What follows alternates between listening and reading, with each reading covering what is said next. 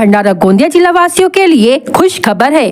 अब आपका मनपसंद channel BS crime India news अब आपके केबल नेटवर्क पर, जी हां, अपने केबल नेटवर्क के एशियन चैनल नंबर 50 पर उपलब्ध है। BS क्राइम इंडिया न्यूज पर खेल, राजनीतिक, क्राइम, साहित्य व अन्य खबरें प्रकाशित की जाती है। हमारे साथ जुड़ने के लिए तथा हमारे चैनल में खबरें, विज्ञापन आदि के लिए संपर्क करें 8669151757 पर। मुख्यमंत्री समृद्ध पंचायत राज अभियान के तहत मराठी फिल्म सैराट से प्रसिद्ध अभिनेत्री रिंकू राजगुरु 2 फरवरी को भंडारा जिले के दौरे पर रहेंगी। इस दौरान वह भंडारा तहसील अंतर्गत बेला ग्राम पंचायत का भ्रमण करेंगी। अभियान के अंतर्गत राज्य स्तरीय टीम के साथ रिंकू राजगुरु 1 फरवरी की शाम भंडारा पहुंचेगी और रात में विश्राम यही करेंगी। 2 फरवरी को सुबह 9:30 बजे वह बेला ग्राम पंचायत में उपस्थित होकर मुख्यमंत्री समृद्ध पंचायत राज अभियान के प्रचार एवं जन जागरूकता कार्यक्रम में भाग लेंगी। कार्यक्रम के उपरांत वह राज्य स्तरीय टीम के साथ अगले कार्यक्रम के लिए रवाना होंगी। जिला परिषद प्रशासन की ओर से नागरिकों से अधिक संख्या में उपस्थित रहने की अपील की गई है।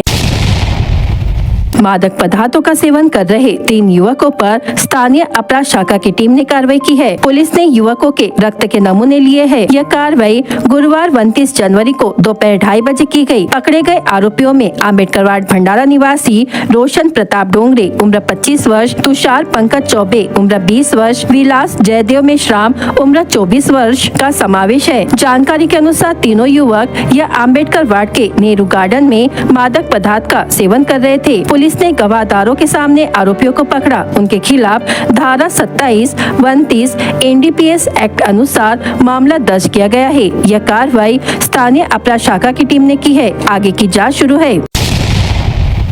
दिल्ली में गूंजा तुमसर का नाम।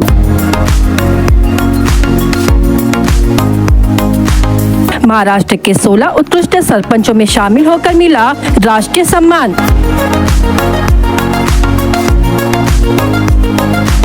विकास कार्यों की देश भर में सराहना।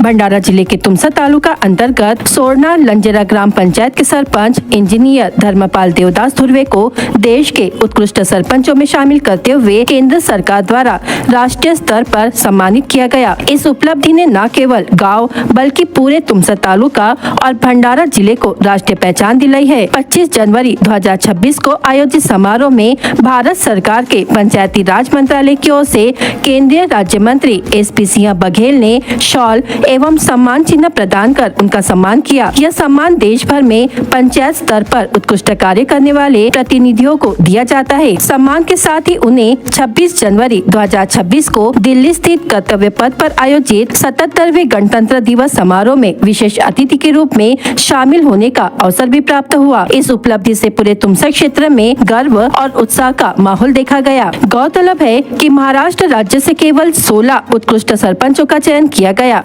जिनमें सोरना लंजेरा ग्राम पंचायत के सरपंच भी शामिल रहे।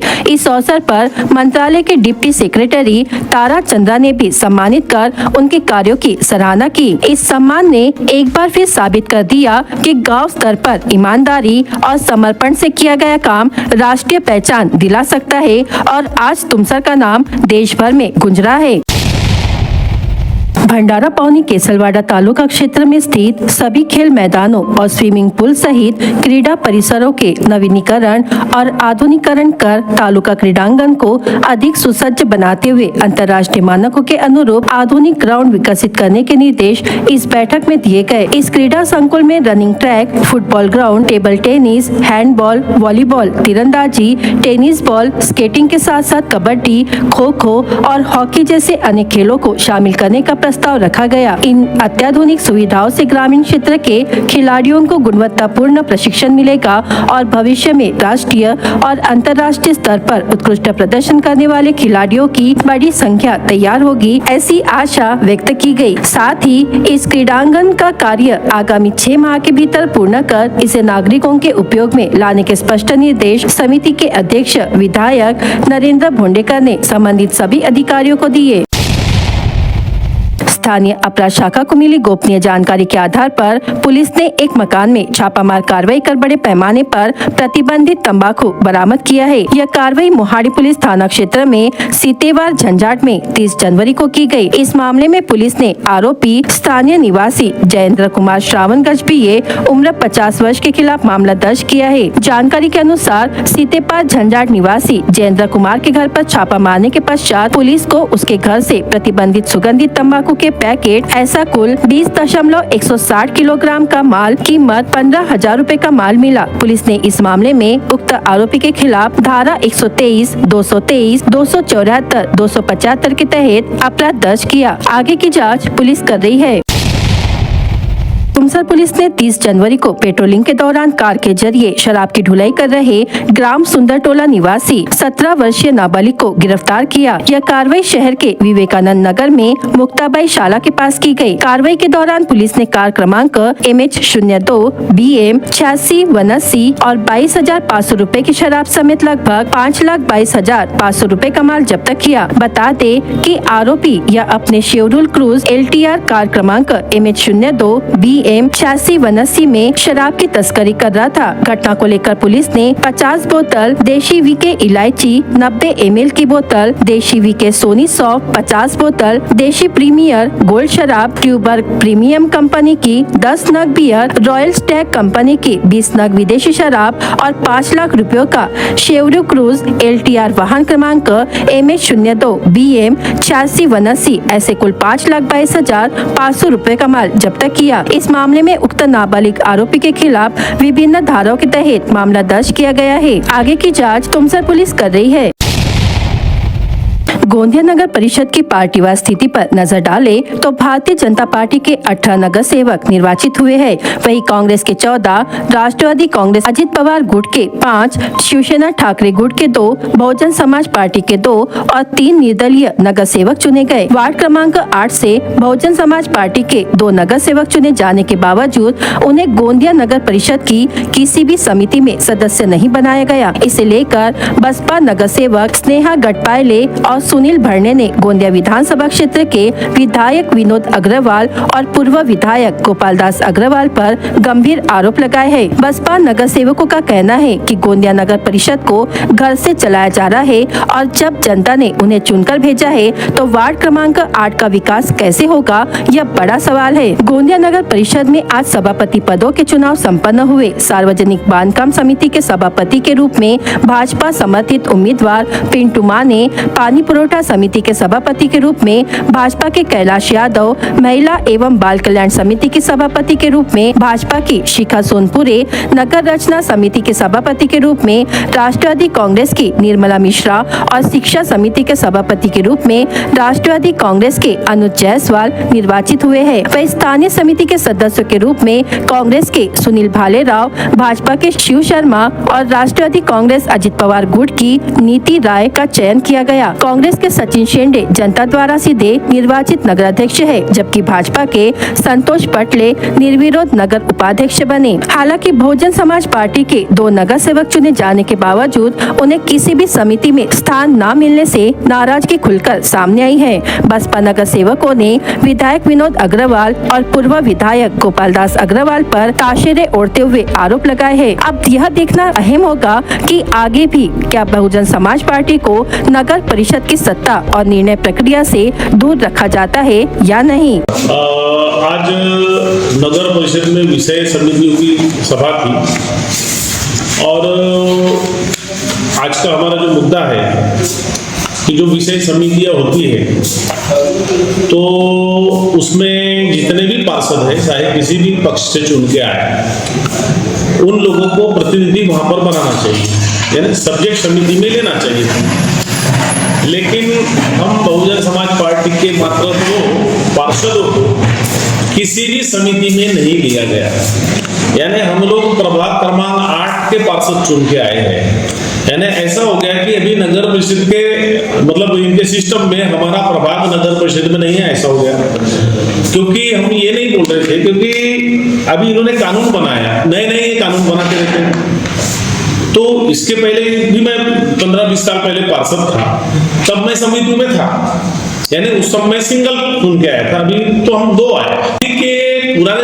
देखो पहले मैं हर पूरे 5 साल सब्जेक्ट समितियों में रहता था, इस साल हमको दोनों को सब्जेक्ट समिति में नहीं, उन्होंने अभी नया समीकरण लाया तो बताया कि उनके हिसाब से आपको लेते नहीं आता। अगर हम कांग्रेस या बीजेपी में अगर चले जाते हैं या उनके संबंधी या उनसे जो भी है तब वो हमको ले सकते थे। यानी मुझे ये नहीं समझ में आया कि ये कौन होते हैं हमको उसमें सब्जेक्ट समिति में रखने वाले, कि भाई भारत का संविधान ये बोलता है कि जिसकी जितनी संख्या भारी उसकी उतनी भागीदारी, तो ये कानून बनाने वाले कौन होते हैं? अभी हमारी ये मांग हमारी ये है, हम मेरे आपके लोगों के माध्यम से हम शहर की जनता और जो भी हमारी आवाज सुनिए बताना चाहते हैं कि भैया क्या तीसरी पार्टी देश में नहीं रह सकती? यानी हम 2 पार्टी के सम्मिलित हो जाएंगे, उनके पिछले लोग बन जाएंगे तो आप हमको मौका देंगे? आप होते कौन है हमको मौका देने वाले? भाई हम ये बोल रहे हैं कि हमारे संख्या के हिसाब से आपको वो प्रतिनिधित्व देना था भाई सब्जेक्ट कमिटियों में।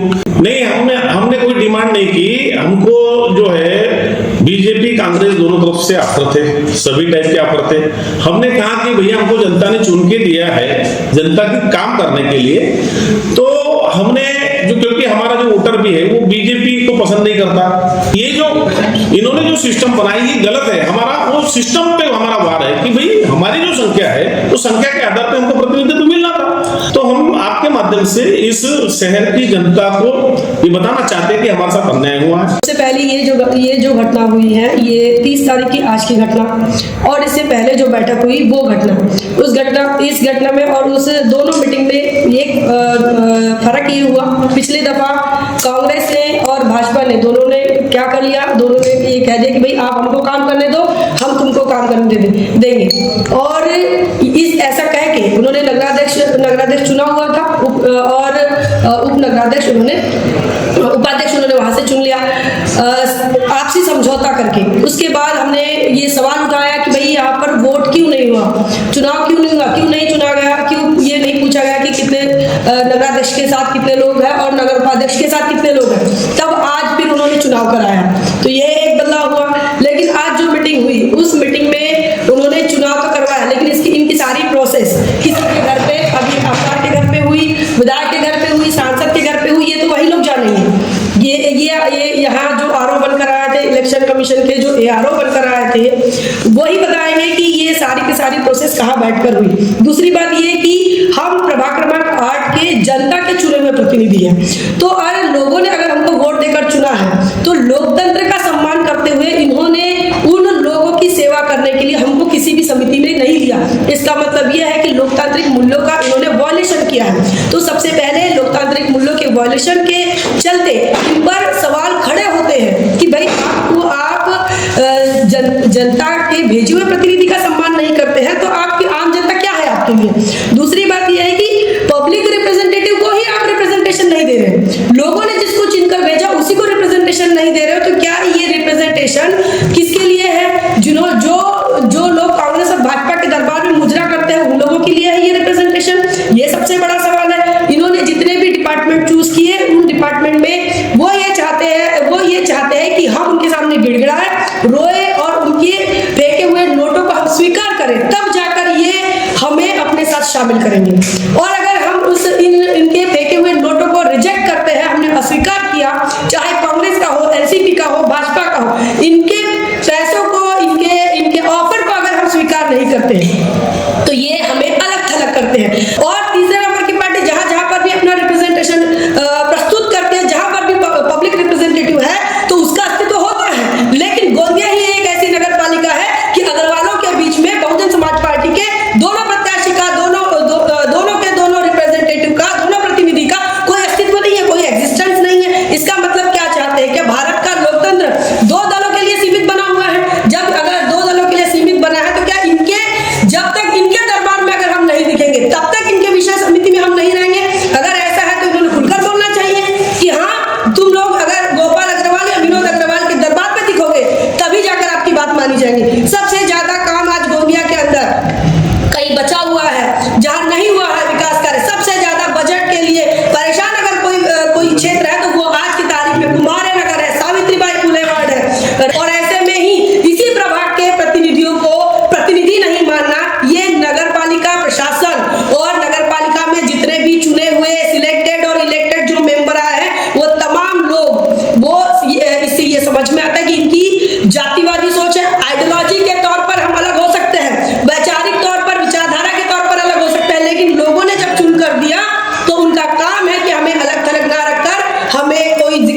दायरे में शामिल करना चाहिए, लेकिन ये चाहते हैं कि ये हमें शामिल ना करें।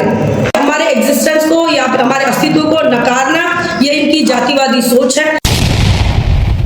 तुमसर के गोवर्धन नगर निवासी व्यापारी शेख रहमत उर्फ बबलू अली उम्र 38 वर्ष को 42 लाख रुपए के सोने की धोखाधड़ी का सामना करना पड़ा। पुलिस सूत्रों के अनुसार तुमसर के गोवर्धन नगर निवासी व्यापारी शेख रहमत उर्फ बबलू अली उम्र 38 वर्ष पिछले 10 से 15 वर्षों से आरोपी विशाल राजेंद्र भारती के पास सोने की गलाई और शुद्धिकरण का काम कराते आ रहे थे। आरोपी मूल रूप से सांगली जिले का निवासी है और वर्तमान में तुमसर के शास्त्री नगर में रहकर व्यवसाय कर रहा था। 9 जनवरी को शेख रहमत ने आरोपी विशाल भारती को 488 ग्राम कच्चा सोना शुद्ध करने के लिए दिया। नियमों के अनुसार गलाई और रिफाइन की प्रक्रिया के बाद आरोपी को व्यापारी को 386.900 ग्राम शुद्ध सोना वापस करना चाहिए था। हालांकि आरोपी ने केवल 86.400 ग्राम सोना ही वापस किया और शेष 300.500 ग्राम सोना दबा लिया। व्यापारी की ओर से बार बार तकादा करने के बावजूद जब आरोपी ने सोना वापस नहीं किया, तब शेख रहमत को अपने साथ हुई धोखाधड़ी का एहसास हुआ। हड़पे गए सोने की कीमत तत्कालीन बाजार भाव के अनुसार 42,37,000 रुपए आकी गई है। पीड़ित व्यापारी की शिकायत पर